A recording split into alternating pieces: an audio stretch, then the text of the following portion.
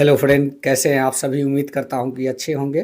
Friends, आज की इस वीडियो में हम लोग जानेंगे आधुनिक भारत इतिहास के बारे में। जी हां, आप लोग स्क्रीन पे भी देख पा रहे होंगे कि मॉडर्न हिस्ट्री के आज हम जो है पूरे जितने भी मेन मेन टॉपिक है उसको आज की इस वीडियो में हम लोग ख़त्म कर देने वाले हैं। जी हाँ, यह सार संग्रह पुस्तिका से लिया हुआ सारा वन लाइनर है जो कि आप अपने स्क्रीन पे देख पा रहे हैं। जी हाँ दोस्तों, आप इस वीडियो को देखिए, आप खुद अनुभव करेंगे कि आपने जितने भी प्रीवियस इससे पहले जो आपने जितने भी परीक्षाएं दी है वो सारे प्रश्न यहीं से बना करते हैं। तो कहीं ना कहीं आज का यह वीडियो खास हो जाएगा, क्योंकि आने वाली परीक्षाओं में आपको सफलता दिलाने का काम यह पुस्तक करेगा। तो चलिए बिना देर किए हुए इस वीडियो की शुरुआत करते हैं और जानते हैं कि क्या कुछ टॉपिक इससे आता है जो कि आपकी परीक्षा में जो है बहुत ही मायने रखता है। जी हाँ दोस्तों, आपसे एक बड़ी रिक्वेस्ट होगी कि आप चैनल को अवश्य सब्सक्राइब करें और वीडियो को एक लाइक अवश्य करें। तो चलिए शुरुआत करते हैं इस वीडियो को। आप अपने स्क्रीन पे देख पा रहे होंगे कि आधुनिक भारत का इतिहास, यूरोपीय कंपनी का आगमन आज का ये टॉपिक होने वाला है पहला। तो सबसे पहले कौन आया भाई? व्यापार हेतु समुद्री मार्ग से भारत आने वाला प्रथम यूरोपीय कौन थे? वो थे आपके पुर्तगाली। कब आए? यहाँ पे नेक्स्ट लाइन में आपको दिख जाएगा। यूरोप से भारत आने के लिए समुद्री मार्ग की खोज किसके द्वारा की गई? वो थे वास्को डी गामा। भारत आगमन जो था इनका 17 मई 1498। कालीकट बंदरगाह के तट पर किसने वास्को डी गामा का स्वागत किया? वो था जमोरिन, जो वहाँ का स्थानीय शासक हुआ करता था। पुर्तगालियों ने भारत में सर्वप्रथम अपनी व्यापारिक कोठी यानी कि फैक्ट्री कहाँ स्थापित की? कोचीन में। पहले जो कोची था अब कोचीन हो गया। पुर्तगाली उपनिवेश का प्रथम वायसराय भारत में कौन नियुक्त हुआ? वो था फ्रांसिस्को द अल्मीडा 1505 में। भारत में तंबाकू की कृषि एवं प्रिंटिंग प्रेस प्रारंभ करने का श्रेय पुर्तगालियों को दिया जाता है। भारत में प्रथम प्रिंटिंग प्रेस की स्थापना 1556 गोवा में की गई थी। भारत में पुर्तगाली शक्ति का वास्तविक संस्थापक अल्बुकर्क को माना जाता है। हालांकि ये आने में तीसरा था, लेकिन इसी को वास्तविक संस्थापक माना जाता है। अब नेक्स्ट बात करते हैं कि भारत में जो है डच भारत में मुख्यतः किस वस्तु का व्यापार करते थे? वो था आपका सूती वस्त्र। यहाँ पे देखें कि जो है विदेशियों का आगमन कब कब हुआ है। पुर्तगाली आए, कब आए? पुर्तगाली East India company, Estado da India, पुर्तगाल 1498। कोचीन में इनकी पहली फैक्ट्री। अंग्रेजी ईस्ट इंडिया कंपनी यानी कि ब्रिटेन, यह 1600 में आए। इनकी पहली फैक्ट्री जो है सूरत में। United East India Company of Netherland, Holland देश का नाम, 1602 ईस्वी, मसूलीपट्टनम। डेनिस कब आए? 1616 में। डेनमार्क से आते हैं ये। तैमकोर में पहले आए, त्रावणकोर अब का नाम। फ्रांसीसी East India company Indes oriental des Indes orientals, France, 1664, ये आपके सूरत में आए। यूरोपीय शक्तियों में भारत में पुर्तगाली कंपनी ने सर्वप्रथम 1498 ईस्वी में प्रवेश किया तथा भारत से जो गए वो सबसे अंत में वही गए। 1961 ईस्वी में यहाँ से वो गए। यानी कि पुर्तगाली पहले आए और बाद में गए। तो अगर पूछता है परीक्षा में कि सबसे ज़्यादा कौन रहा, तो वो पुर्तगाल ही रहा। ये याद रखने वाली बात है। अब बात करते हैं कि यहाँ पे आपको दिखेगा कि विभिन्न देशों के खोजकर्ता, भारत का खोज वास्को डी गामा, अमेरिका का खोज किसने किया? कोलंबस, ऑस्ट्रेलिया का कैप्टन जेम्स कुक, जो है तस्मान का तस्मानिया और न्यूजीलैंड देश का खोज किया तस्मान। और जो था केप ऑफ गुड होप यानी दक्षिण अफ्रीका, बार्थोलोम्यू डियाज के द्वारा खोजा गया। चलिए, हिंद महासागर में व्यापार को नियंत्रित करने के लिए शांत या नीले जल की नीति किसने लागू की? फ्रांसिस्को द अल्मीडा के द्वारा। किस वायसराय के काल में गोवा को पुर्तगालियों का औपचारिक मुख्यालय माना गया? नीनो दी कुन्हा के। पुर्तगाल ने हिंद महासागर क्षेत्र में व्यापार पर नियंत्रण स्थापित करने के लिए कार्टेज अडमेरा काफिला यानी कि कार्टेज अडमेरा कारवान सिस्टम प्रारंभ किया था। पुर्तगालियों के पश्चात भारत में व्यापार करने आए डच कहाँ के निवासी थे? हॉलैंड के, वर्तमान में जो नाम है उसका नीदरलैंड। चलिए नेक्स्ट की बात करते हैं। यहाँ पे आपको दिखेगा कि इस यूरोपीय शक्ति के द्वारा भारत में मसालों के निर्यात के स्थान पर कपड़े के निर्यात को प्राथमिकता दी गई, वो थे डच। भारत के साथ व्यापार के लिए सर्वप्रथम संयुक्त पूंजी कंपनी किसने आरंभ की? डचों ने आरंभ की। वर्ष 1759 में बेदरा का युद्ध किन दो यूरोपीय शक्तियों के मध्य लड़ा गया? डच और अंग्रेज के मध्य। लंदन में ईस्ट इंडिया कंपनी के गठन के समय भारत का कौन सम्राट था? वो था आपका अकबर।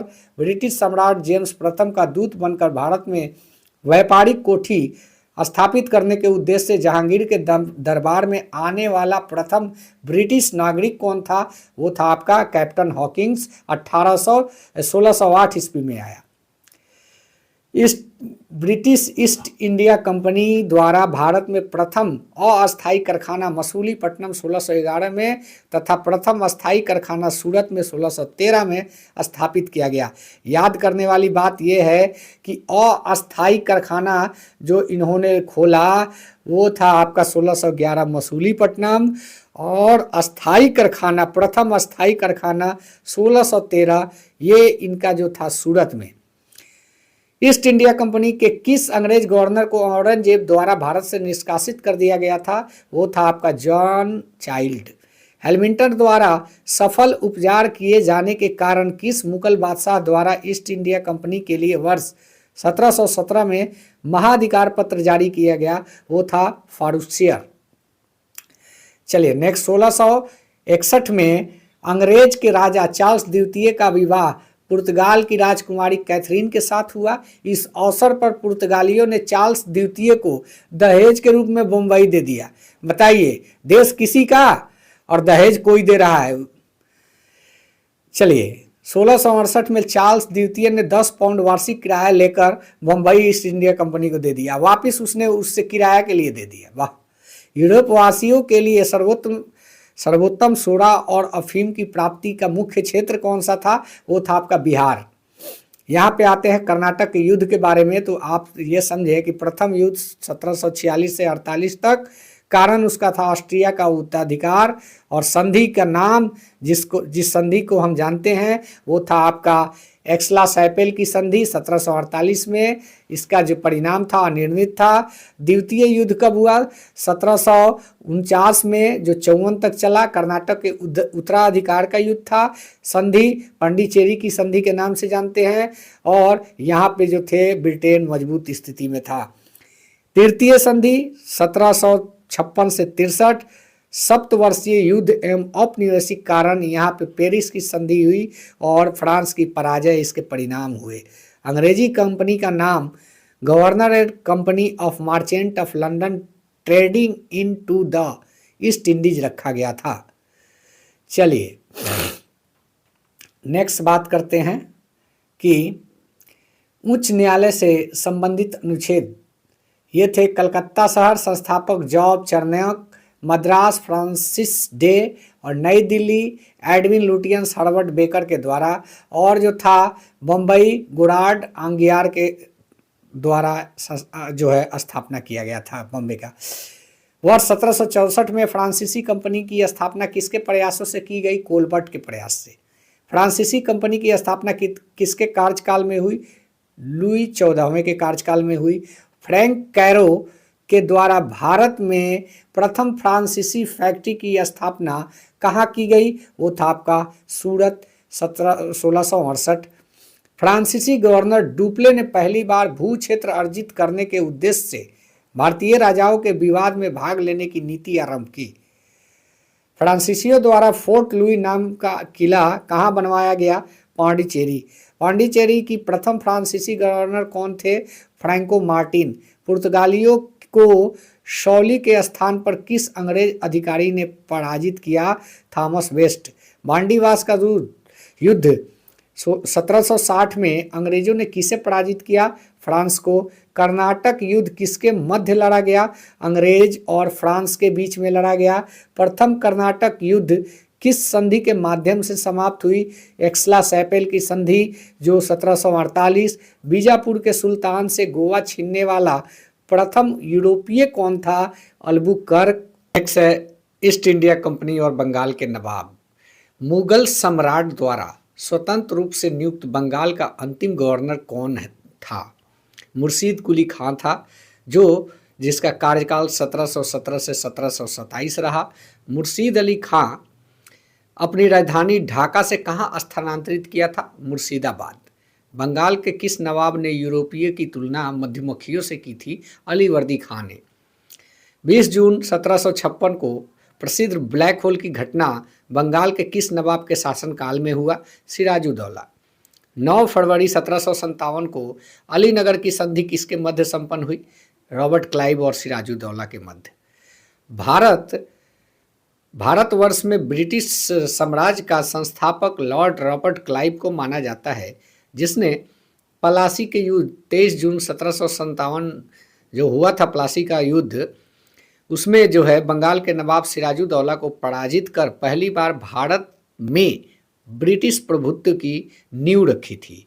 जी हाँ दोस्तों, यहीं से जो है अंग्रेज धीरे धीरे अपनी मंशा को दर्शाना चालू कर दिए थे। नेक्स्ट बात करते हैं, प्लासी के युद्ध के समय बंगाल का सेनापति कौन था जिसने युद्ध में विश्वासघात किया था? वो आपका मीर जाफर था। प्लासी के युद्ध के समय मुगल बादशाह कौन था? आलमगीर द्वितीय। प्लासी के पश्चात बंगाल का नवाब कौन था? मीर जाफर। भारत में ब्रिटिश प्रभुत्व की शुरुआत किस युद्ध से मानी जाती है? प्लासी के युद्ध 1757। वर्ष 1760 में अंग्रेजों ने मीर जाफर को हटाकर किसे बंगाल का नवाब बनाया? मीर कासिम को बनाया। नेक्स्ट की बात करते हैं, यहाँ पे प्रमुख घटनाएं जो आपके सामने दिखेगी वो है ब्लैक होल की घटना 20 जून 1756, अलीनगर की संधि 9 फरवरी 1757, प्लासी का युद्ध 1757 23 जून, बक्सर का युद्ध 22 अक्टूबर 1764, इलाहाबाद की संधि 12 अगस्त 1765, इलाहाबाद की द्वितीय संधि 16 अगस्त 1765, बनारस की संधि 1773। ये याद रखना होगा। वही बात करें 1842 में जो है 42 से 44 तक गवर्नर जनरल लॉर्ड एलन बड़ो का जो है कार्यकाल कुशल अकर्मण्यता की नीति का काल माना जाता है। चलिए नेक्स्ट बात करते हैं, यहाँ पे आपको देखने को मिलेगा कि जो है 22 अक्टूबर 1764 को बक्सर के युद्ध में अंग्रेजों ने मीर कासिम, अवध के नवाब शुजाउद्दौला, दिल्ली के मुगल सम्राट शाह आलम द्वितीय की सम्मिलित सेना को पराजित किया था। जी हाँ, यहीं से अंग्रेज जो है कॉन्फिडेंस में आए हुए थे। बक्सर के युद्ध के समय ब्रिटिश सेना का सेनापति हेक्टर मुनरो था। बक्सर के युद्ध के समय बंगाल का नवाब मीर जाफर था। बक्सर युद्ध के पश्चात इलाहाबाद की संधि मुगल सम्राट शाह आलम द्वितीय, बंगाल के नवाब नजमुद्दौला और रॉबर्ट क्लाइव के मध्य हुई तथा इलाहाबाद द्वितीय संधि जो हुई क्लाइव और अवध के नवाब शुजाउद्दौला के मध्य संपन्न हुई थी। किस संधि के माध्यम से अंग्रेजों को बंगाल और बिहार और उड़ीसा की जो है दीवानी प्राप्त हुई थी? इलाहाबाद की संधि। स्वर्ग से उत्पन्न सेनानायक किसे कहा जाता था? रॉबर्ट क्लाइव को। इलाहाबाद की संधि के पश्चात बंगाल का द्वैत शासन की स्थापना किसने की? रॉबर्ट क्लाइव ने। सिराजुद्दौला के फोर्ट विलियम पर आक्रमण के समय किसके नेतृत्व में अंग्रेजों ने ज्वारग्रस्त फुल्टा द्वीप पर शरण लिया था? गवर्नर ड्रेक के टाइम। चलिए अब नेक्स्ट बात करते हैं, यहाँ पे उत्तर मुगल कालीन राज्यों के संस्थापक, मतलब कि मुगल काल के पहले जो राज थे उसकी संस्थापक के नाम। बंगाल के 1717 से 1727 मुर्शिद कुली खां था और हैदराबाद का जो था 1724 में निजामुल मुल्क था और भरतपुर का 18वीं सदी में चुरामन बदन सिंह। कर्नाटक में जो था सत्ता वो 18वीं सदी में शहादत उल्ला खान के पास था और अवध का 1722 से 24 में शहादत खान का था। जयपुर में 18वीं सदी में सवाई मान सिंह थे और रुहेल पठान 18वीं सदी में मोहम्मद खां बख्श का जो शासनकाल था, कहाँ पे? रुहेल पठान में। मैसूर में 18वीं शताब्दी में हैदर अली थे। चलिए अब नेक्स्ट बात करते हैं क्षेत्रीय राज पंजाब एवं मैसूर। सिख साम्राज्य का संस्थापक किसे माना जाता है? महाराजा रंजीत सिंह को। महाराजा रंजीत सिंह किस मिसल से संबंधित है? शुकरचकिया मिसल से संबंधित है। महाराजा रंजीत सिंह की राजधानी कहाँ हुआ करती थी उनके राज की? लाहौर में। महाराजा रंजीत सिंह ने सुप्रसिद्ध कोहिनूर हीरा किससे प्राप्त किया था? शाह शुजा से।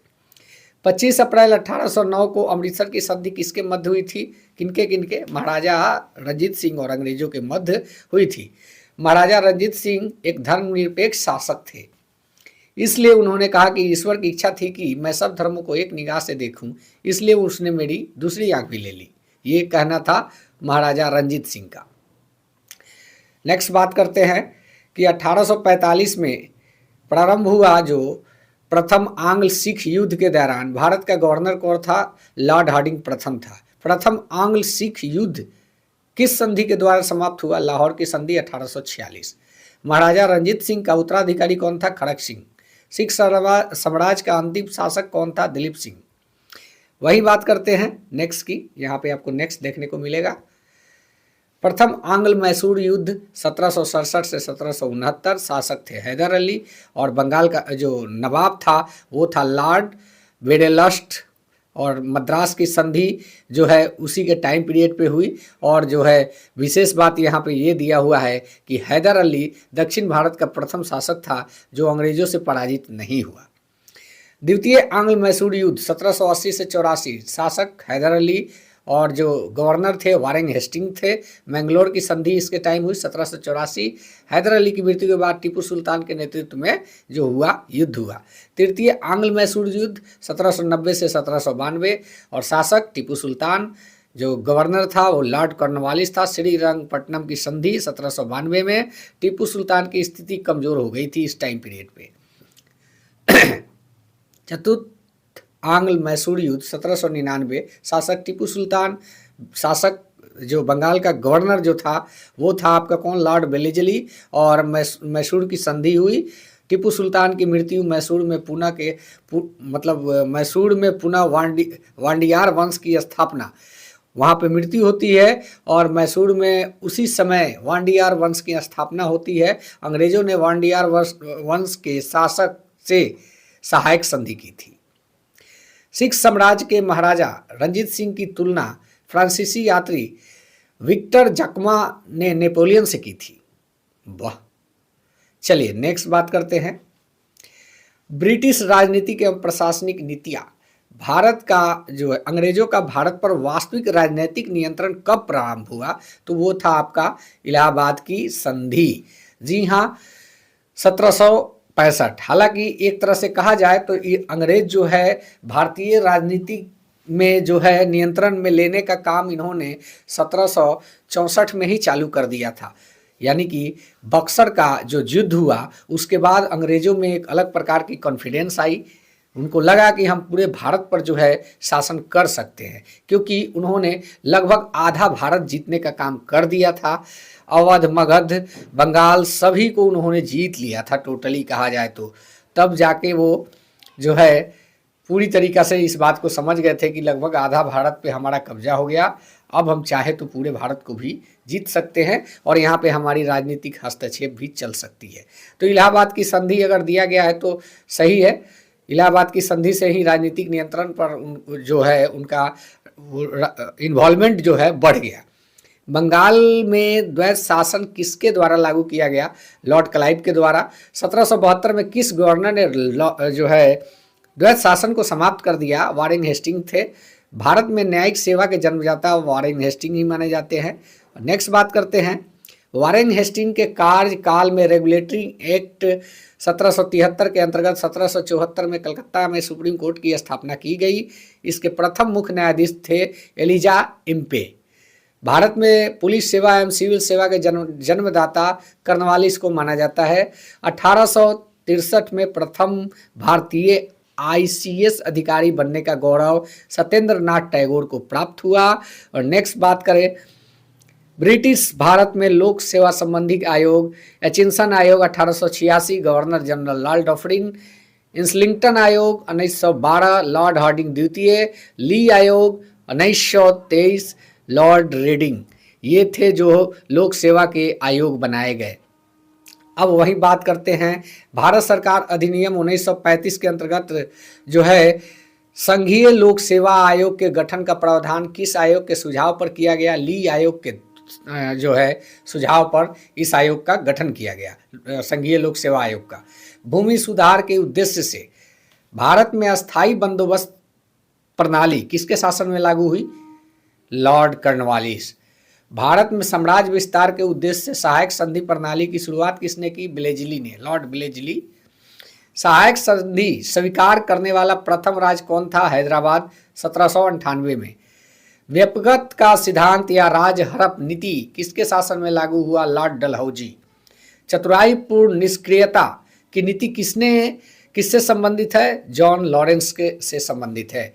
1849 ईस्वी में ब्रिटिश शासन में पंजाब का विलय हुआ। उस समय डलहौजी 1848 से 1856 तक भारत का गवर्नर जनरल रहा। नेक्स्ट बात करते हैं, राज हड़प नीति में कहा गया कि ऐसे राज्य जिसका निर्माण अंग्रेज के सहयोग से हुआ है उन्हें राज्य के उत्तराधिकारी के लिए गोद लेने का अधिकार जो है प्राप्त नहीं होगा। इस नीति के तहत अवध, मगध और जो है बहुत सारे राज्यों को कब्जा किया गया। यहाँ तक कि मुगल शासक को भी जो है इसी नीति के आधार पर गद्दी से उतारा गया था। किस रिपोर्ट के आधार पर डलहौजी का अवध पर अधिग्रहण हुआ? आउटरम रिपोर्ट के आधार पर। व्यक्तिगत के सिद्धांत के अंतर्गत अधिग्रहित किए गए राज्य, यहाँ पे ऑलरेडी सब राज्य का नाम दे दिया है। सतारा 1848, जैतपुर 1849, संबलपुर 1849, बघाट 1850, उदयपुर 1852, झांसी जो है 1853, नागपुर 1854, अवध जो है 1856। नेक्स्ट बात करते हैं, किस गवर्नर के कार्यकाल में ईस्ट इंडिया कंपनी का शासन समाप्त हुआ? लॉर्ड कैनिंग के काल में। Lord Canning. वर्ष 1861 में भारतीय दंड संहिता यानी इंडियन पैनल कोड IPS किसके कार्यकाल में निर्मित की गई? लॉर्ड कैनिंग के। राज उपाधि अधिनियम 1876 पारित करके महारानी विक्टोरिया को कैसरे हिंद की उपाधि प्रदान की गई थी। और जो है लॉर्ड लिटन के कार्यकाल में किस अकाल आयोग का गठन किया गया था? स्ट्रेटजी आयोग 1880 भारत का जो था प्रथम अकाल आयोग था। भारत में अस्थायी स्वशासन का जनक लॉर्ड रिपन को माना जाता है। इलाहाबाद की संधि के पश्चात रॉबर्ट क्लाइव ने मुर्शिदाबाद का उप दीवान किसे बनाया? मोहम्मद रजा खान को। चलिए नेक्स्ट की बात करते हैं, ब्रिटिश काल में विभिन्न क्षेत्रों पर अधिकार। नेपाल 1816 में लॉर्ड हेस्टिंग्स सिंह, 1843 में लॉर्ड एलनबेरो, भूटान 1865 में लॉर्ड लॉरेंस और बर्मा को 1885 में लॉर्ड डफरिन ने जो है ये सारे क्षेत्रों पर ब्रिटिश जो है अपना अधिकार जमा बैठे थे। 1849 में ब्रिटिश शासन में पंजाब का विलय हुआ। उस समय डलहौजी 1848 से 1856 तक भारत का गवर्नर था। नेक्स्ट बात करेंगे, ब्रिटिश काल में जो थी भारतीय अर्थव्यवस्था क्या प्रभाव पड़ा था? धन निष्कासन का सिद्धांत किसने प्रतिपादित किया? दादा भाई नौरोजी ने। 1892 में लिबरल पार्टी के टिकट पर ब्रिटिश हाउस ऑफ कॉमर्स में चुने जाने वाले पहले भारतीय Dadabhai Naoroji. Poverty and the un British rule in India नामक पुस्तक किसने लिखा? दादा भाई नौरोजी ने। यह विचार किसने दिया कि भारत में ब्रिटिश आर्थिक नीति घिनौनी है? कार्ल मार्क्स ने। औपनिवेशिक अर्थव्यवस्था की श्रेष्ठतम पुस्तक इंडिया टुडे के लेखक रजनी पाम दत्त थे। वर्ष 1907 में टिस्को की स्थापना किसके द्वारा की गई? JN टाटा के द्वारा टिस्को की स्थापना की गई थी। कुटीर उद्योग के विकास हेतु ऑल इंडिया स्पिनर्स एसोसिएशन की स्थापना किसके द्वारा की गई? तो महात्मा गांधी। वर्ष 1854 में Bombay spinning and weaning company की सूती वस्त्र की फैक्ट्री किसके द्वारा स्थापित की गई? काउसजी डाबर के द्वारा। वर्ष 1855 में भारत का प्रथम जूट मिल जो है कहाँ पे स्थापित किया गया? वो था आपका श्रीरामपुर, पश्चिम बंगाल। भारत का प्रथम चाय बागान कब स्थापित किया गया? 1833 में। प्रसिद्ध इतिहासकार KM पन्नीकर ने 1765 से 72 के काल को डाकू राज का काल कहा था।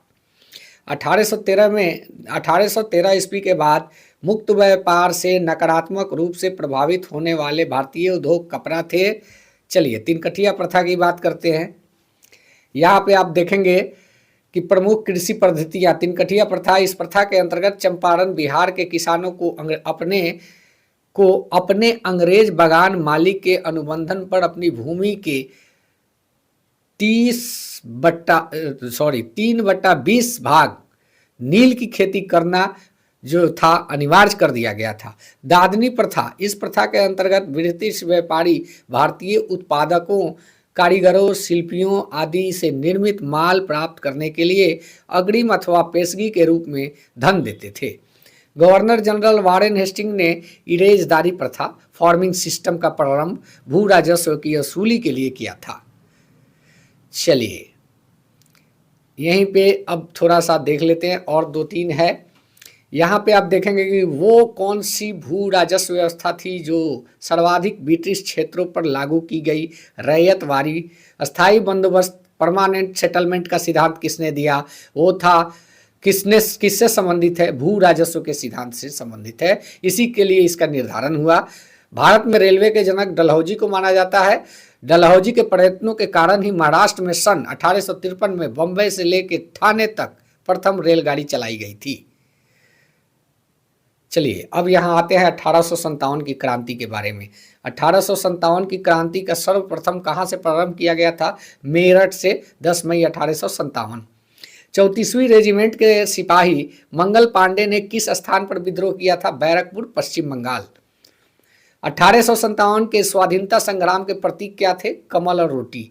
1857 के विद्रोह के तत्कालिक कारण क्या थे? एनफील्ड राइफल में चर्बी वाले कारतूस का प्रयोग।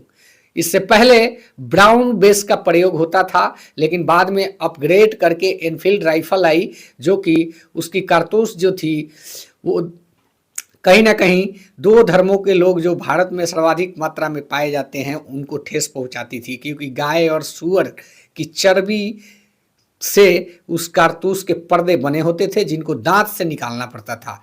इसका विरोध उन लोगों ने उस टाइम पीरियड के सैनिकों ने किया था। अंग्रेज शोषणकारी आर्थिक, राजनीतिक, धार्मिक और प्रशासनिक नीतियों के प्रभाव ने 1857 के विद्रोह को जन्म दिया।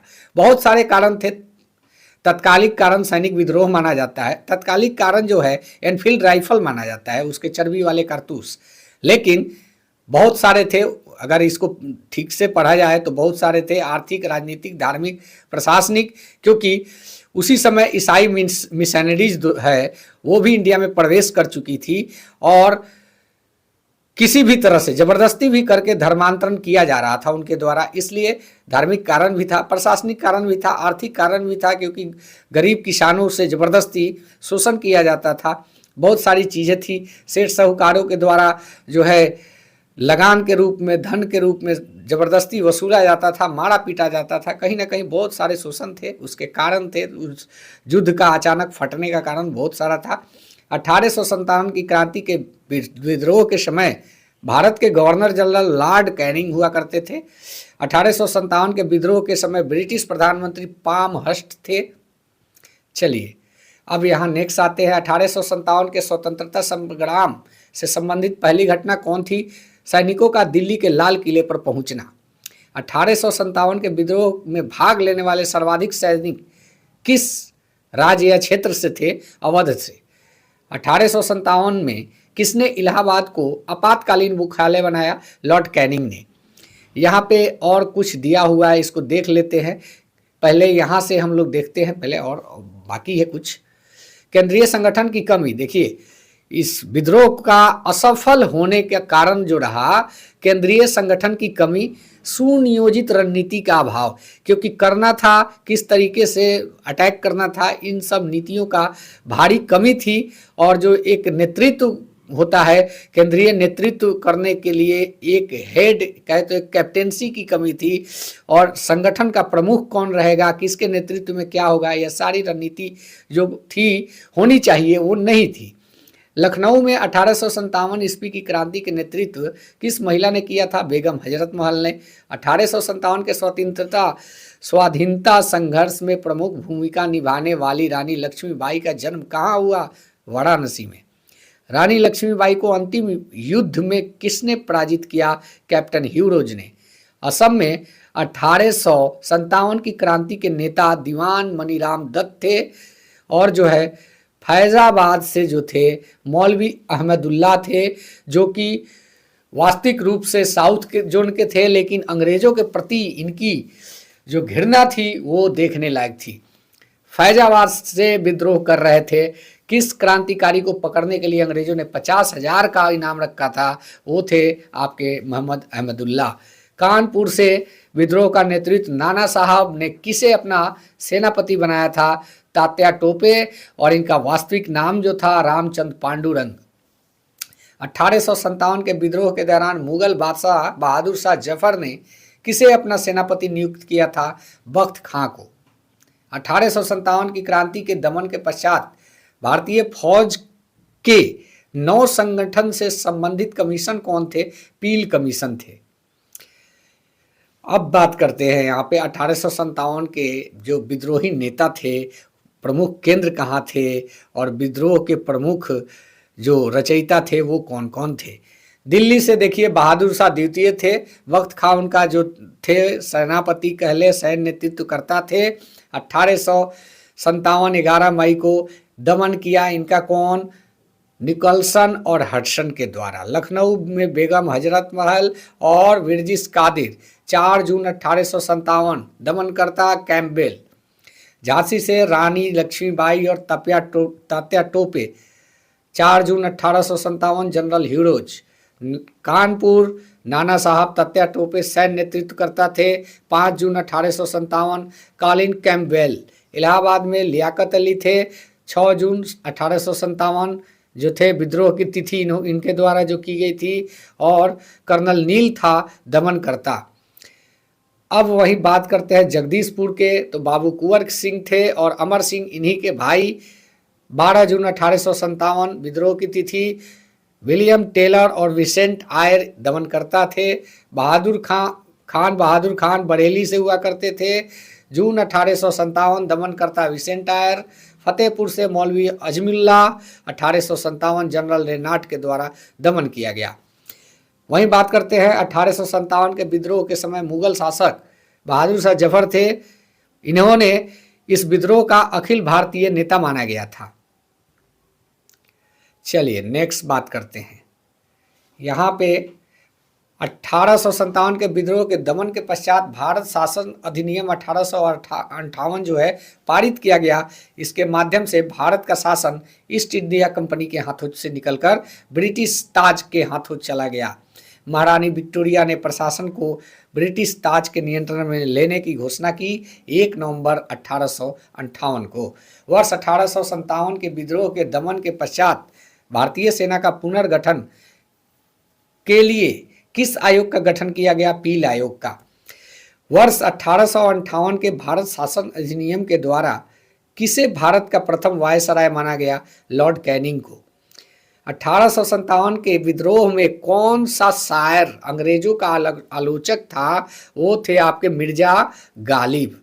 चलिए नेक्स्ट बात करें। भारत के शिक्षित मध्यवर्ग जमींदार 1857 के विद्रोह से तटस्थता बनाए रखे। ये सारे लोग दूरी बनाए रखे इस विद्रोह से। 1857 के विद्रोह के कारणों पर भारतीय भाषा में लिखने वाला प्रथम भारतीय सर सैयद अहमद खान थे।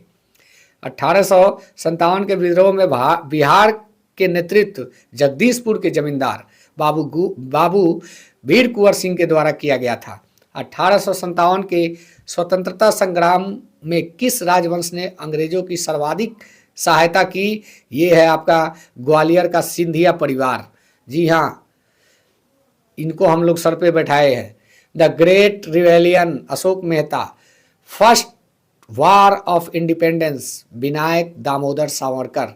1857 एम.एन. सेन। ये सारी पुस्तकों के नाम हैं जो राइटर है, यहाँ पे देख सकते हैं। The great rebellion Ashok Mehta के द्वारा। First war of independence Vinayak Damodar Savarkar 1857 SN. Sen के द्वारा। Sipahi mutiny and the revolt of 1857 RC. Majumdar. History of Indian mutiny TR. Holmes. Rebellion 1857 PC. Joshi. College of the Indian revolt sir Syed Ahmad Khan. Rani Lakshmibai के मृत्यु पर ह्यूरोज ने कहा था भारतीय विद्रोहियों में वह एक अकेली मर्द थी, ऐसा कहा था उसने।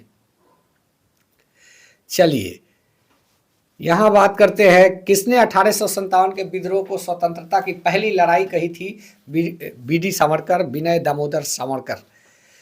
अब बात करते हैं 1857 के विद्रोह को एक षड्यंत्र की संज्ञा किसने दी थी? तो सर जेम्स आउटरम और विलियम टेलर।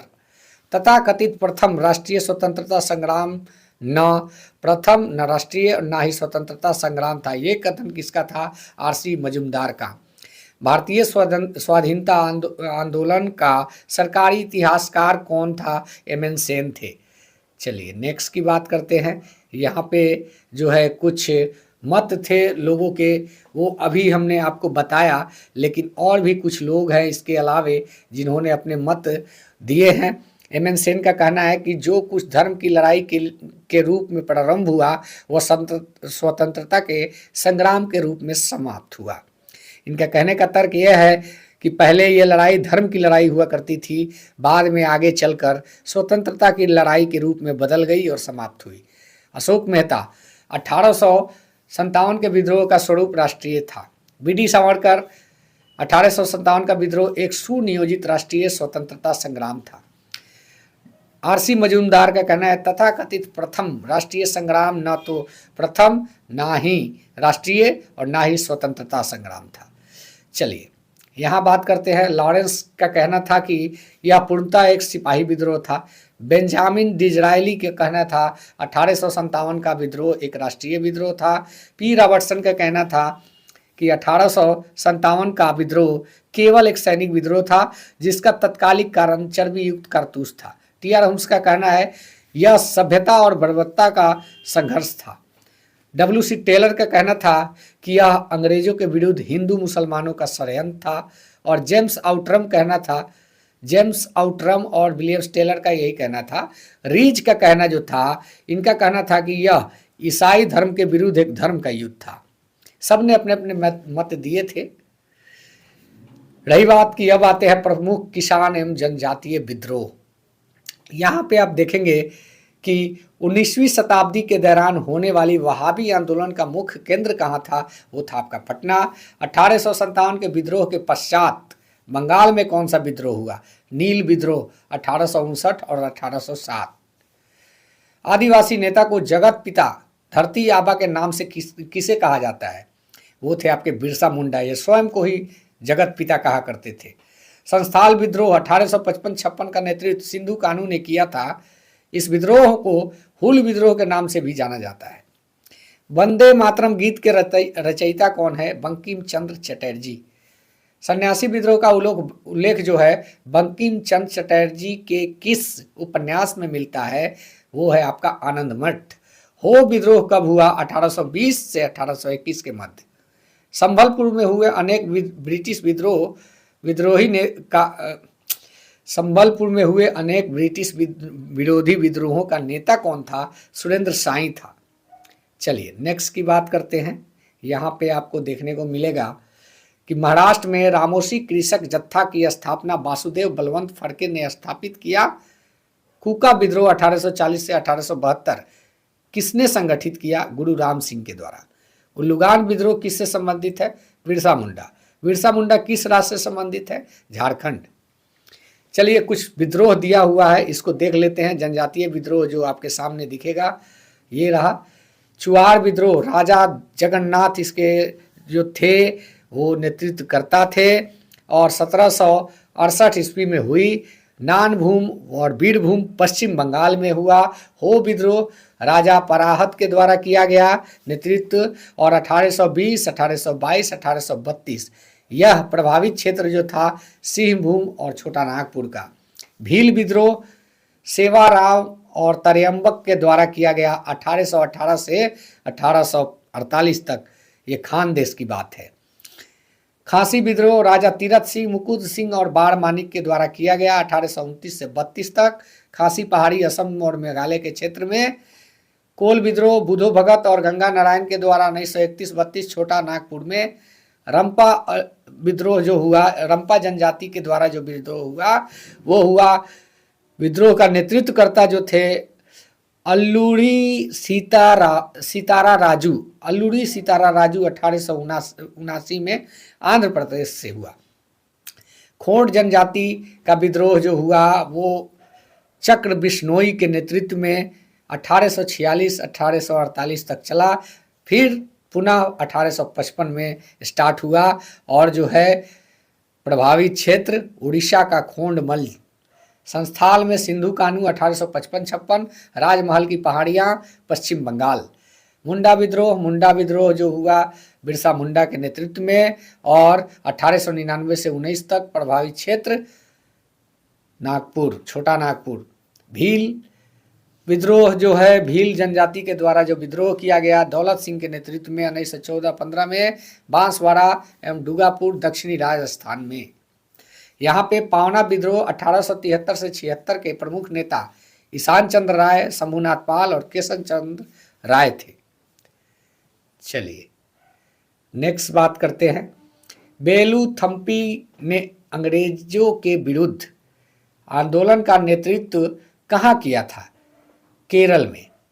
भीलों द्वारा मध्य प्रदेश एवं महाराष्ट्र में अंग्रेजों के विरुद्ध क्रांति प्रारंभ की गई थी। गडकरी विद्रोह का केंद्र किस स्थान पर था? कोल्हापुर में।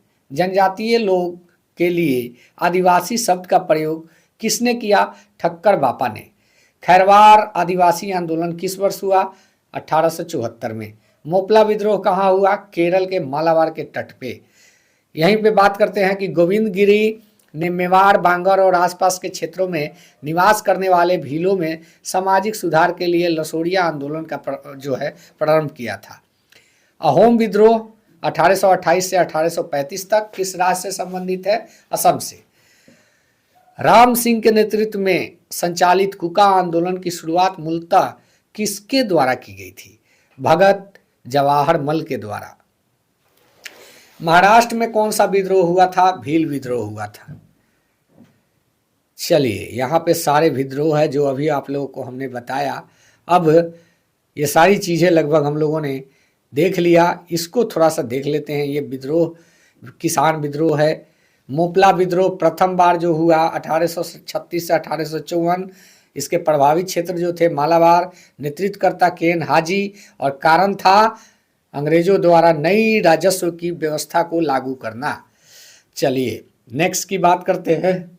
नील विद्रोह 1859 से 1860, प्रभावित क्षेत्र बंगाल और नेतृत्वकर्ता दिगंबर विश्वास, विष्णु विश्वास।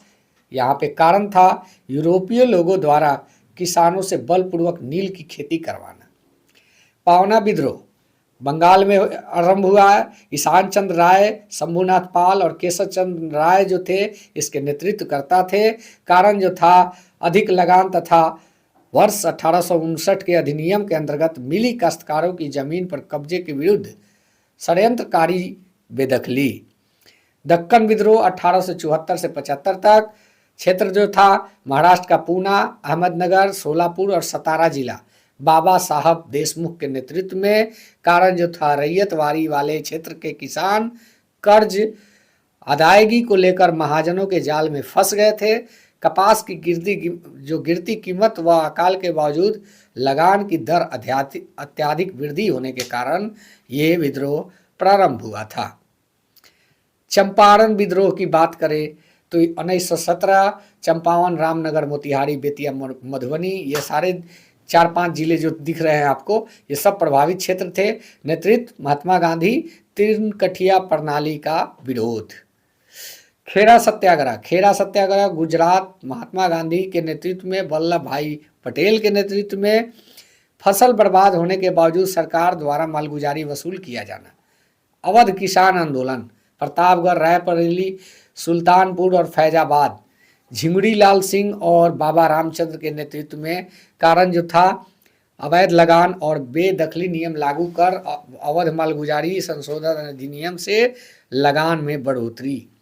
एक्का आंदोलन 1921 से 1922, बाराबंकी, हरदोई, बहराइच, सीतापुर, मदारी पासी, लगान में वृद्धि। कारण मोपला विद्रोह द्वितीय चरण मालाबार के क्षेत्र में हुआ अली मुदलियार ने जो इसका नेतृत्व किया और अधिक लगान और बेदखली इसके कारण थे। बारदौली सत्याग्रह, सूरत का बारदौली तालुका, यहाँ नेतृत्वकर्ता वल्लभ भाई पटेल थे। लगान में बढ़ोतरी के कारण यह आंदोलन हुआ था। पंजाब में किसान आंदोलन 1930 से 40 तक, जालंधर, अमृतसर, होशियारपुर, लैलपुरा, शेखपुरा, सोहन सिंह भाखना, ज्वाला सिंह, तेज सिंह, मास्टर हरिन सिंह बाबा, ये सब जो थे नेतृत्वकर्ता थे।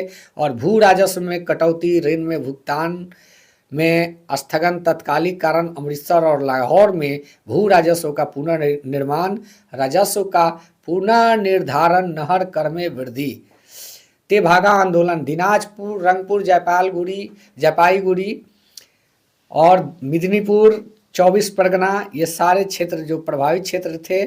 कंपाराम सिंह, भवन सिंह और भवन सिंह, ये जो कारण था वो था बटाईदारों ने निर्णय लिया कि वे जोतदारों के आधे के स्थान पर 1/3 उपज देंगे।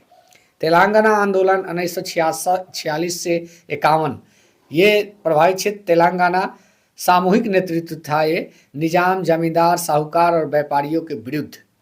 भारत की स्वतंत्रता के पश्चात जो चलाया गया भूदान आंदोलन का नेतृत्व विनोबा भावे ने किया। विनोबा भावे। चलिए नेक्स्ट की बात करते हैं। ब्रिटिश भारत में शिक्षा का विकास, यहाँ पे वुड डिस्पैच की बात आएगी।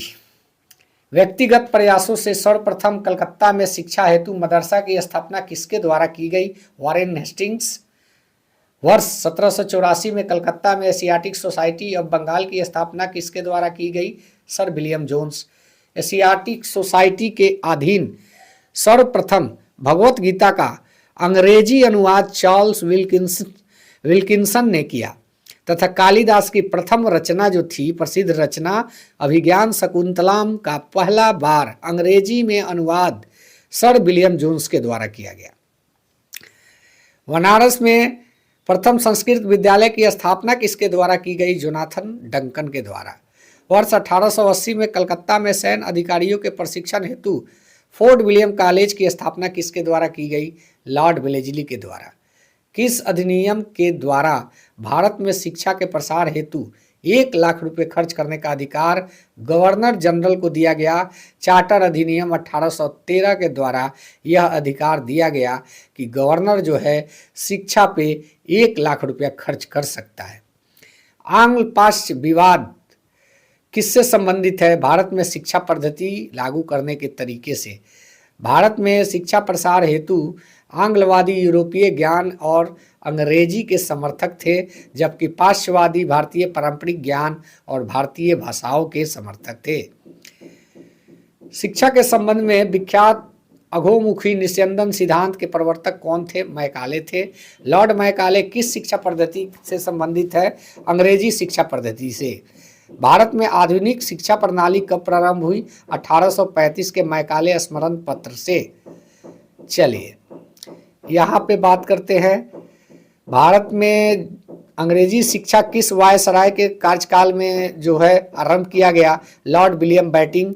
वुड घोषणा पत्र के सुझाव पर कलकत्ता, बम्बई, मद्रास में किस विश्वविद्यालयों की स्थापना की गई? किस वर्ष विश्वविद्यालय की स्थापना की गई? ये तीनों शहर जो है कलकत्ता, बम्बई और मद्रास में, वो था आपका 1857। वर्ष 1937 में गांधी जी द्वारा प्रस्तुत वर्धा योजना शिक्षा से संबंधित थी। चलिए नेक्स्ट की बात करते हैं। यहाँ पे जो है किस घोषणा पत्र को भारतीय शिक्षा का मैग्ना कार्टा कहा जाता है? वुड घोषणा पत्र 1854 इसे भारतीय शिक्षा का मैग्ना कार्टा कहा जाता है। मनु स्मृति वह प्रथम ग्रंथ है जिसका अनुवाद सबसे पहले संस्कृत से अंग्रेजी भाषा में ए कोड ऑफ जेंटुलॉज के नाम से प्रकाशित किया गया। अ कोड ऑफ जेंटुलॉज के नाम से प्रकाशित किया गया। पेरिस स्थित रॉयल एशियाटिक सोसाइटी की सदस्यता किस भारतीय को प्रदान की गई? माइकल मधुसूदन दत्त को। बंबई में प्रथम महिला विश्वविद्यालय की स्थापना किसके प्रयासों से हुई? डी.के. कर्वे के द्वारा। भारतीय विश्वविद्यालयों में धार्मिक शिक्षा के लिए किसने प्रबल रूप से जो है वकालत किया था? मदन मोहन मालवीय ने। बनारस हिंदू विश्वविद्यालय का शिलान्यास किसके द्वारा किया गया? लॉर्ड हार्डिंग के द्वारा। भारत में शिक्षा के क्षेत्र में विकास के लिए एनी बेसेंट ने वर्ष 1898 में सेंट्रल हिंदू कॉलेज की स्थापना की, जो वर्ष 1916 में मदन मोहन मालवीय जी के प्रयासों से बनारस हिंदू विश्वविद्यालय बना। नेक्स्ट बात करते हैं 1817 में डेविड हेयर के सहयोग से कलकत्ता में हिंदू कॉलेज की स्थापना किसके द्वारा की गई? राजा राम मोहन राय के द्वारा। 1847 में रुड़की इंजीनियरिंग कॉलेज के रूप में भारत के प्रथम इंजीनियरिंग कॉलेज की स्थापना किसके द्वारा की गई? जेम्स टॉमसन के द्वारा। शिक्षा से संबंधित किस विश्वविद्यालय आयोग के सदस्य दो भारतीय जस्टिस गुरुदास बनर्जी और सैयद हुसैन बिलग्रामी थे? रैले आयोग के। चलिए नेक्स्ट बात करते हैं, यहाँ पे शिक्षा आयोग की बात करते हैं। चार्ल्स वुड डिस्पैच 1854 और गवर्नर जनरल उस टाइम पीरियड के लॉर्ड डलहौजी थे। हंटर आयोग 1882, गवर्नर जनरल जो थे लॉर्ड रिपन थे। रैले आयोग विश्वविद्यालय आयोग 1902 लॉर्ड कर्जन थे। सैंडलर आयोग 1917 लॉर्ड चेम्सफोर्ड थे। इंच कैप आयोग जो था 1923 लॉर्ड रीडिंग के टाइम पीरियड पे। अहोंग समिति प्राथमिक शिक्षा के लिए 1929 लॉर्ड इरविन थे। लिंडसे आयोग पौध शिक्षा के लिए लॉर्ड इरविन थे। सार्जेंट आयोग 1944 लॉर्ड बेवेल थे। राधा कृष्णन आयोग लॉर्ड माउंटबेटन 1948। चलिए नेक्स्ट की बात करते हैं, यहाँ पे प्रेस विकास, प्रेस के जन्मदाता कौन कौन से हैं? भारत का प्रथम समाचार पत्र द बंगाल गजट किस वर्ष प्रकाशित किया गया? 1780 में जेम्स ऑगस्ट हिक्की के द्वारा। वर्नाकुलर प्रेस एक्ट किस वायसराय के समय पारित हुआ? लॉर्ड लिटन। 1866 में संपादित ज्ञान प्रदायिनी पत्रिका का संपादक कौन था? नवीन चंद्र रॉय। भारत में सर्वप्रथम प्रेस सेंसरशिप किसने लागू किया? Lord Wellesley. अल हिलाल अल बिलाग नामक पत्रिकाएं किसके द्वारा प्रकाशित की गई? मौलाना अब्दुल कलाम आज़ाद। चलिए नेक्स्ट की बात करते हैं, अमृत बाजार पत्रिका के स्थापना किसने की? शिशिर कुमार घोष ने। रामचंद्र चटर्जी द्वारा बंगाली भाषा में संपादित मॉडर्न रिव्यू पत्रिका कहाँ से प्रकाशित होती थी? कलकत्ता से।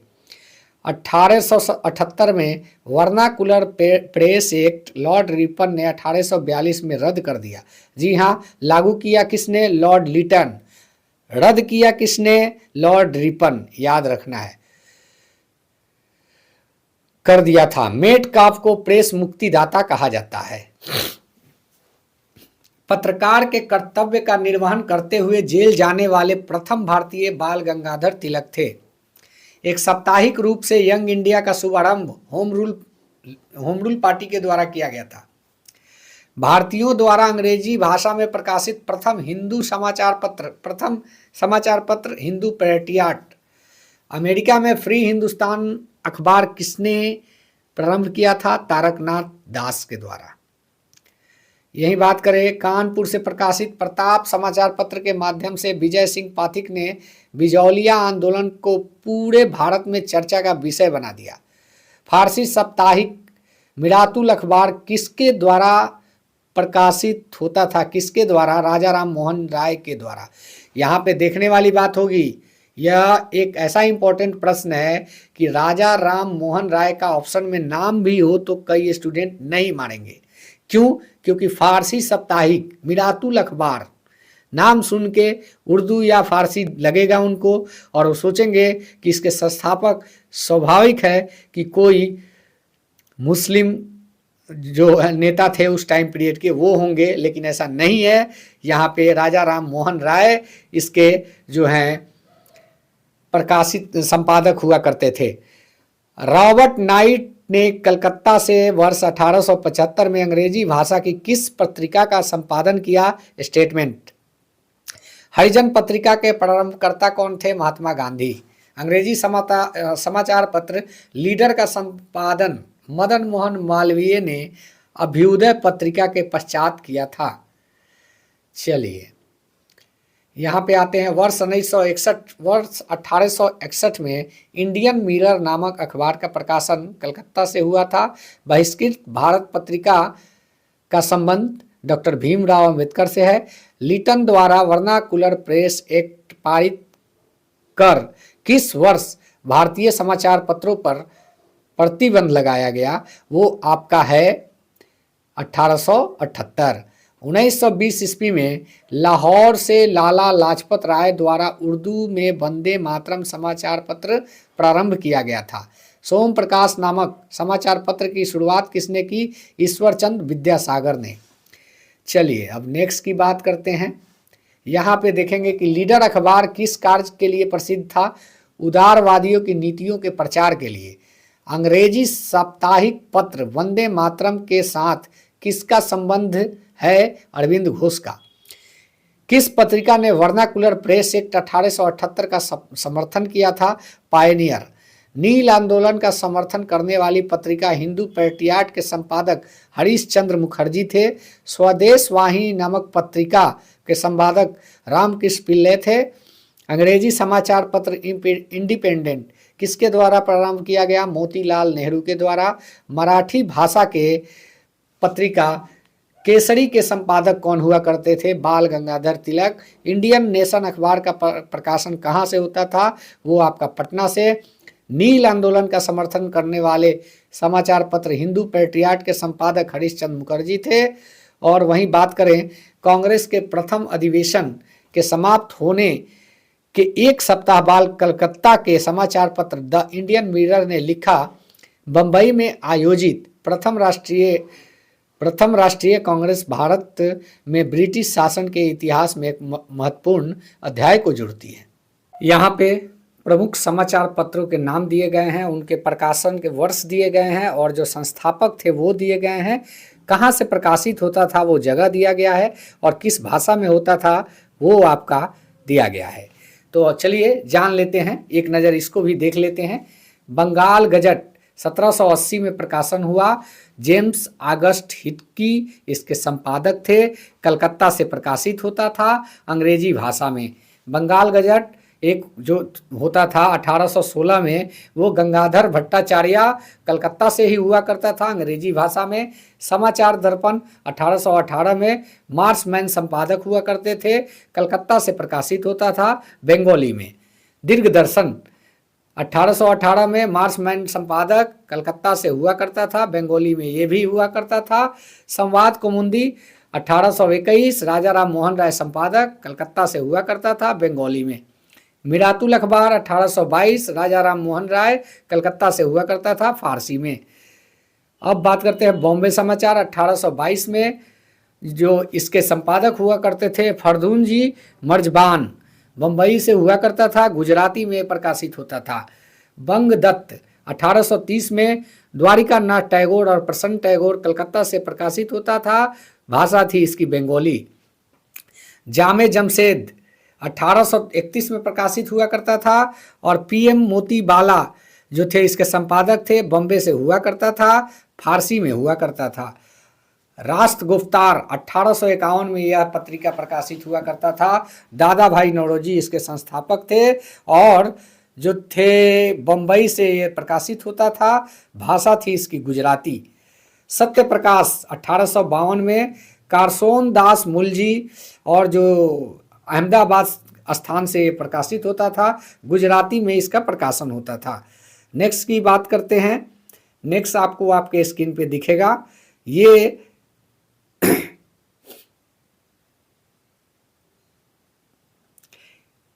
हिंदू पैट्रियट 1853 गिरीश चंद्र घोष, हरीश चंद्र मुखर्जी, कलकत्ता से प्रकाशित होता था, अंग्रेजी में इसका प्रकाशन होता था। सोमनाथ प्रकाश 1859 ईश्वरचंद विद्यासागर के द्वारा, कलकत्ता से बंगाली में निकाला करता था। इंडियन मिरर 1861 और इंडियन मिरर 1861 देवेंद्र दास टैगोर और मनमोहन घोष ये कलकत्ता से प्रकाशित होता था अंग्रेजी में। टाइम्स ऑफ इंडिया 1861 अंग्रेजी प्रेस से जो होता था इसका, अंग्रेजी प्रेस इसके जो थे संपादक थे, और बॉम्बे से निकाला करता था ये संपादक, और अंग्रेजी में ये भी छपता था। हिंदू प्रकाश 1862 जस्टिस राणा डे के द्वारा संपादन किया जाता था, और बम्बई से ये प्रकाशित होता था मराठी भाषा में। नेटिव ओपिनियन 1864 में वीएन मांडलिक बॉम्बे से ये भी पत्रिका निकलता था अंग्रेजी भाषा में। पायनियर 1865 अंग्रेजी प्रेस के द्वारा इलाहाबाद से अंग्रेजी में। कवि वचन सुधा 1867 भारतेंदु हरिश्चंद्र वाराणसी से हिंदी में निकाला करते थे ये। अमृत बाजार पत्रिका 1864 मोतीलाल घोष और शिशिर कुमार घोष कलकत्ता से निकलता था बंगाली में। मद्रास मेल 1864 अंग्रेजी प्रेस मद्रास से अंग्रेजी भाषा में। बंग दर्शन 1873 बंकिम चंद्र चटर्जी कलकत्ता से निकलता था पत्रिका बंगाली में। The Tribune 1881 sir Dayal Singh Majithia Lahore से निकाला करते थे ये पत्रिका को, और अंग्रेजी भाषा में। हिंदी प्रदीप 1877 बाल कृष्ण भट्ट के द्वारा वाराणसी हिंदी में। अब बात करें द हिंदू 1878 बी राघवाचारी मद्रास से निकलता था ये, और अंग्रेजी भाषा में। नेक्स्ट की बात करते हैं कि अब नेक्स्ट आते हैं यहाँ पे बंगाली 1879 एस.एन. बैनर्जी कलकत्ता से अंग्रेजी भाषा में। बंगवासी 1881 में जोगिंदर नाथ बोस कलकत्ता बंगाली में। वहीं बात करें केसरी की तो 1881 में बाल गंगाधर तिलक के द्वारा बॉम्बे से अंग्रेजी भाषा में। और वहीं बात करें आपका एक मराठा का, ये भी बाल गंगाधर तिलक के द्वारा ही बॉम्बे से निकाला जाता था, लेकिन ये मराठी में हुआ करता था। वहीं बात करें आपका केसरी इंडिया 1890 दादा भाई नौरोजी के द्वारा बॉम्बे से अंग्रेजी भाषा में। हिंदुस्तान स्टैंडर्ड 1899 में सच्चिदानंद सिन्हा दिल्ली से अंग्रेजी भाषा में। इंडियन रिव्यू 1900 ईस्वी में जी.एन. नटेशन और जो मद्रास से पत्रिका जारी होती थी अंग्रेजी भाषा में। इंडियन ओपिनियन 1903 महात्मा गांधी दक्षिण अफ्रीका अंग्रेजी भाषा में। Indian sociologist 1905 Shyam ji Krishna Verma London से पत्रिका जारी होता था अंग्रेजी भाषा में। युगांतर 1906 भूपेंद्र दत्त बरिंद्र घोष कलकत्ता से बंगाली भाषा में। वंदे मातरम 1909 लाला हरदयाल श्याम जी कृष्ण वर्मा पेरिस में जारी होता था अंग्रेजी भाषा में। प्रताप 1913 में गणेश शंकर विद्यार्थी कानपुर से हिंदी भाषा में। चलिए नेक्स्ट अब बात करते हैं सामाजिक धार्मिक सुधार आंदोलन के बारे में। यहाँ पे आप देखेंगे कि भारतीय पुनर्जागरण के जनक किसे कहा जाता है, तो वो है आपके राजा राम मोहन राय। राजा राम मोहन राय को भारत में सुधार आंदोलन तथा भारतीय राष्ट्रवाद का जनक भी माना जाता है। राजा राम मोहन राय किस शिक्षा पद्धति के समर्थक थे? पाश्चात्य या अंग्रेजी शिक्षा पद्धति के जो थे समर्थक थे। राजा राम मोहन राय द्वारा कलकत्ता में ब्रह्मा समाज की स्थापना किस वर्ष की गई थी? 1828 में। देखिए एक सवाल टीआरई 3 में आया हुआ था कि ब्रह्मा समाज की स्थापना सबसे पहले कहाँ की गई? ऑप्शन में था शहर या गांव या ग्रामीण क्षेत्रों में या शहरी क्षेत्रों में। तो यहाँ पे आप देखें कि कलकत्ता उस समय भी शहरी क्षेत्र ही था। तो अगर दोबारा रिपीट करता है यह सवाल तो आप लोग ध्यान दीजिएगा। ब्रह्मा समाज किस सिद्धांत पर आधारित है? एकेश्वरवाद पर। संवाद कौमुदी बांग्ला भाषा तथा मिरातुल अखबार के संपादक राजा राम मोहन राय थे। 1815 में एकेश्वरवादी मत के प्रचार हेतु राजा राम मोहन राय ने किस संस्था का गठन किया? वो था आपका आत्मीय सभा। नेक्स्ट की बात करते हैं। ब्रह्मा समाज के विचारों को लेकर वर्ष 1865 में केशव चंद्र सेन और जो थे देवेंद्र नाथ टैगोर के मध्य विवाद हुआ। परिणाम स्वरूप केशव चंद्र सेन मूल ब्रह्मा समाज से अलग हो गए और 1866 में आदि ब्रह्मा समाज की स्थापना की। यही बाद में भारतीय ब्रह्मा समाज कहलाया। राजा राम मोहन राय को राजा की उपाधि किसने दी थी? मुगल बादशाह अकबर द्वितीय के द्वारा, क्योंकि इनकी पेंशन की राशि रुकी हुई थी और इन्होंने ही ब्रिटेन जाके इनका पेंशन लागू कराया था। उस समय ही इन्होंने इनको राजा की उपाधि दी थी। राजा राम मोहन राय की समाधि कहाँ पे है? Bristol, England. देखिए, इंग्लैंड में इनकी समाधि है। 1872 में नेटिव मैरिज अधिनियम को पारित करवाने में किसने महत्वपूर्ण भूमिका निभाई थी? वो थे केशव चंद्र सेन। 1839 में तत्वबोधिनी सभा के स्थापना किसने की थी? देवेंद्रनाथ टैगोर ने। 1875 में आर्य समाज की स्थापना किसके द्वारा की गई? स्वामी दयानंद सरस्वती के द्वारा।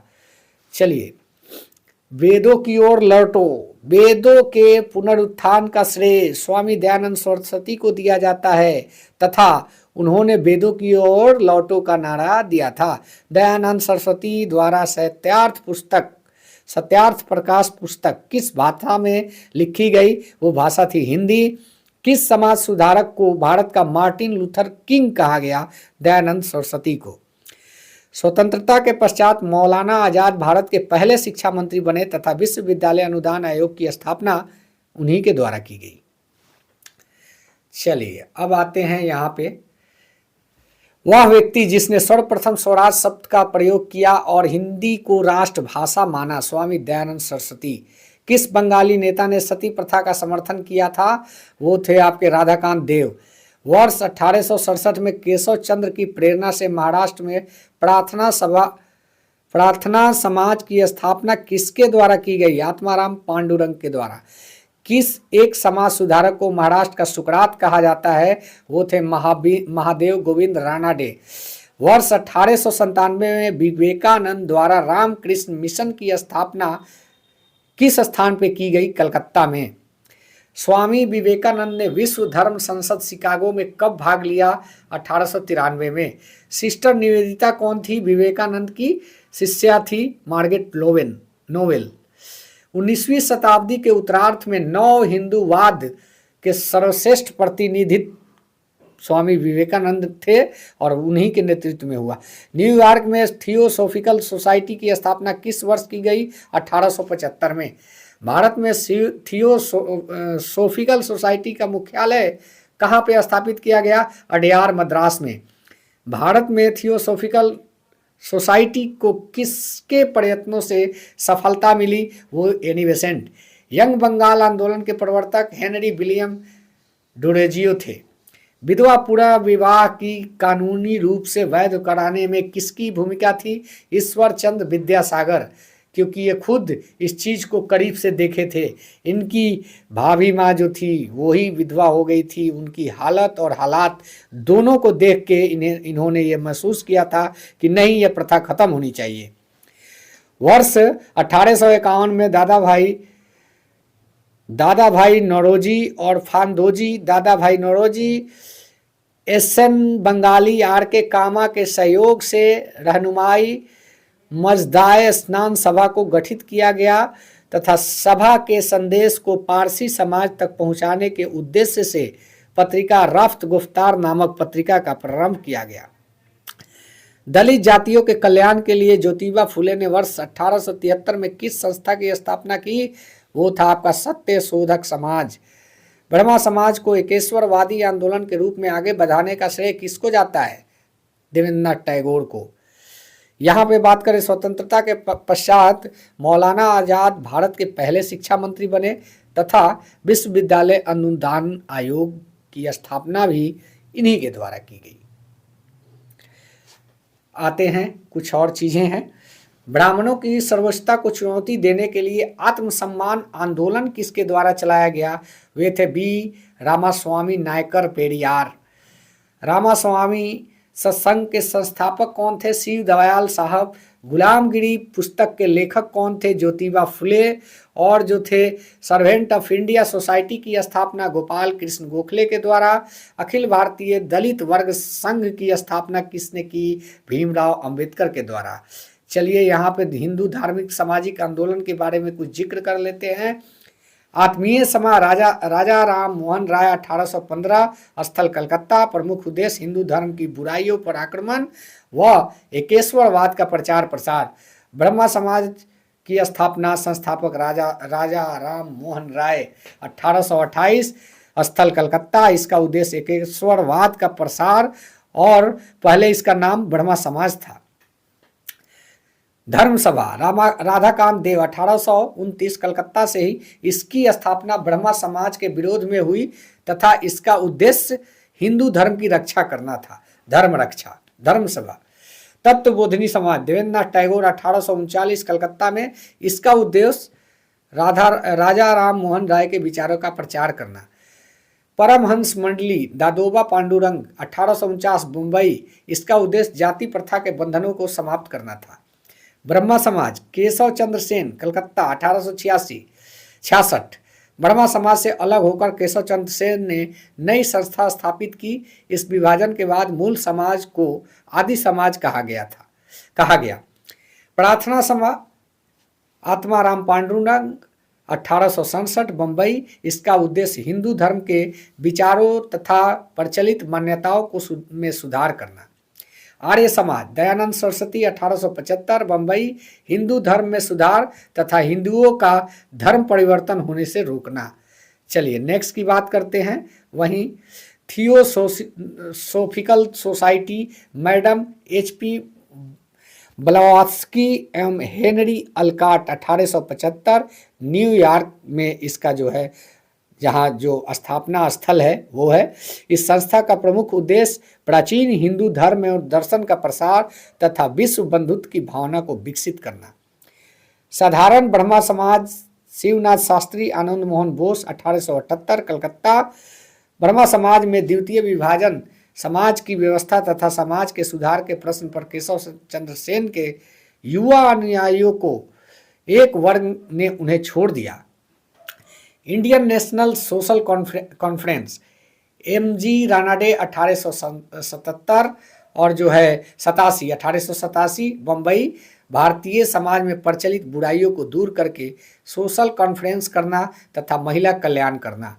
रामकृष्ण मिशन स्वामी विवेकानंद के द्वारा 1897 बेलूर। इसका उद्देश्य मानवतावादी एवं सामाजिक कार्य करना।